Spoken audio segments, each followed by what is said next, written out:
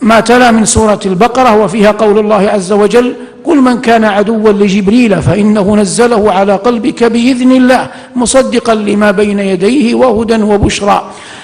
جبرائيل عليه السلام هو سيد الملائكة فيما يظهر من القرآن والسنة، وقد قال أهل العلم قبلنا رحمهم الله: رؤساء الملائكة 4، جبريل وميكال وإسرافيل وملك الموت. وقالوا إن الله عز وجل في ليلة القدر يكتب ما هو كائن إلى الليلة التي تكون من العام القابل، ثم يسلم جل وعلا ما كتب إلى مدبرات الأمر من الملائكة إلى الرؤساء 4، جبريل وإسرافيل وميكال وملك الموت. وقد قال أهل العلم في سبب نزول هذه الآية إن النبي صلى الله عليه وسلم جاءه اليهود فقالوا: يا محمد، إن سائلك أسئلة إن أجبت عنها فأنت نبي، فأجابهم لما سألوه، ثم قالوا: بقيت واحدة إن أجبتنا إليها اتبعناك وإلا فارقناك.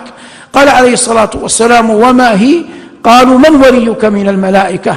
قال: ولي من الملائكة جبريل الذي ينزل. قالوا: هذا الذي ينزل بالحرب والقتال، لو كان وليك من الملائكة ميكال لاتبعناك.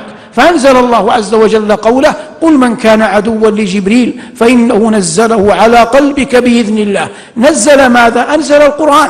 فالله عز وجل هو الذي أنزل القرآن بواسطة جبريل على قلب محمد صلى الله عليه وسلم ليكون هدى